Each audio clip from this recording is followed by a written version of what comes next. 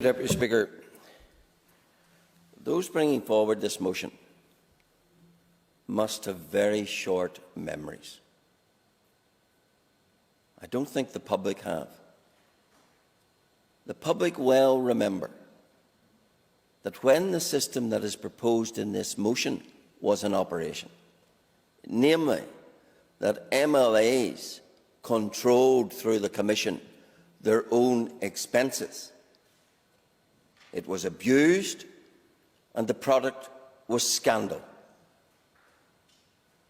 2010-11, in the face of a tide of public outrage, the Assembly passed the Act in 2011.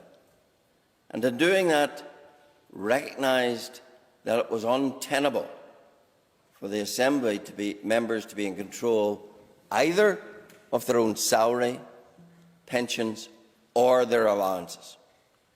And today we are asked to retreat from that and recreate the circumstances which give rise to such scandalous behaviour as Sinn Fein members pouring £700,000 of their expenses, unknown it is claimed by some of their MLAs, into a body called Research Services Ireland Limited, headed up by Sinn Féin's finance director. When BBC Spotlight did a programme, they could find no website for Research Services Ireland, they could find no phone number, they could find not even one sheet of paper of research ever produced. It was a scam, it was a rip-off of public money. Michelle O'Neill, the current Deputy First Minister, paid £18,000 of rent to a so-called cultural society for an office in Gulliduff, the South Derry Cultural and Heritage Society. One of the 6 trustees of that hall for which the money was paid let the cat out of the bag. He said, Mr. Michael McGonigal, he claimed Sinn Féin had raised the money to buy the building 30 years ago. And here was a Sinn Féin MLA, now the Deputy First Minister, paying £18,000 a year, colossal rent, to this supposed cultural society. Mr. McMonigal went on to say he'd never heard of the South Derry Cultural and Heritage Society, and said as a trustee he'd never received any rent for the use of the building. Mr. Deputy Speaker, those are facts as established. We had the Church Street office in Ballymena, the scandal of £50,000 in 1 year, claimed by a father and son member of this Assembly to go into an office of whom the first director was, I know of him, fame, Seymour Sweeney, replaced as sole director by Ian Paisley Jr.'s father-in-law, and then replaced by a DUP councillor who said, when asked about the matter by the Belfast Telegraph, I haven't a clue. I don't know flip all about it. I know nothing about it. I'm only the landlord. However, he later told BBC Spotlight the sole beneficiary of the rent is the bank. What does that mean? That means rent for expenses was being used to pay off a mortgage to create a party asset. It was Sinn Féin MLA who couldn't drive, who apparently was making claim for £5,000 mileage allowance, said he'd never signed the form. Someone else had done it for him, with £9,000 claimed for oil in the former Speaker's constituency office, which wasn't used there, with an MLA who claimed £7,000 for electrical equipment to create a paper-free office, iPads, laptops, computers, and then went on to claim £8,200 in stamps for his paperless office. What a farce. And it's such circumstances that we're being invited to return to. Now, I know the panel has been guilty of some of the most irrational decisions, like not being able to put your phone number on your office signage.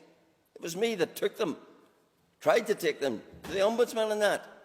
Not being allowed to have more than one office. I suffered from that. I know they made some ridiculous decisions and have been most bumptious in trying to defend them. But the principle here is, should we as MLAs be setting our own salary? No. Should we be setting our own allowances? No.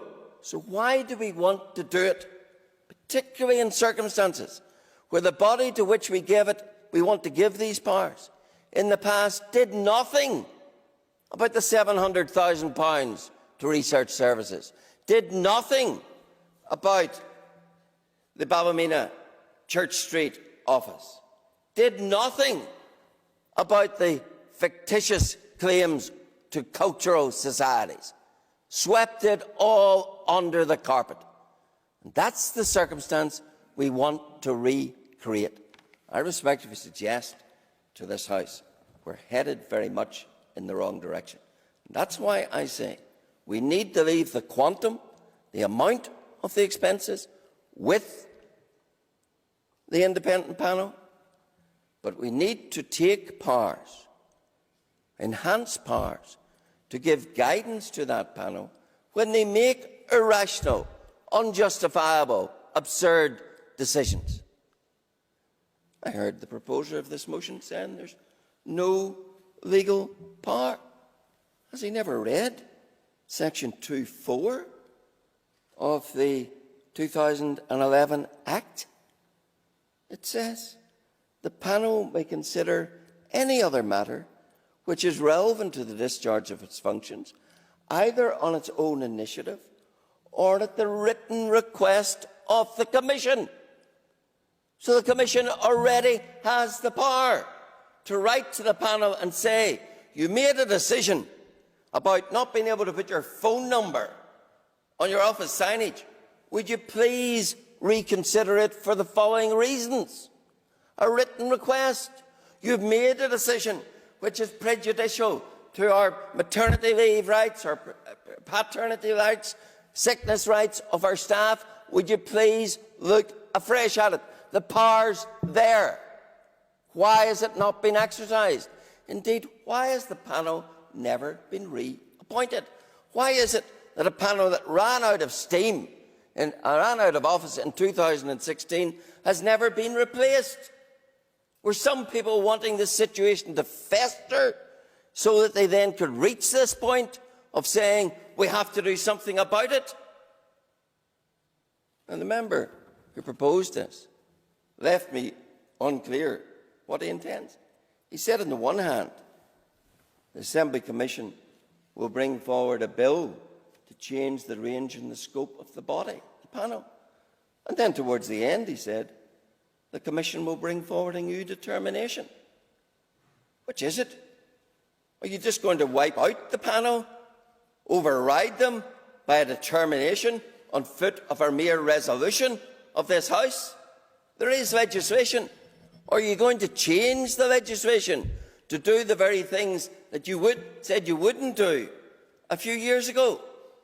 I think we need some clarity.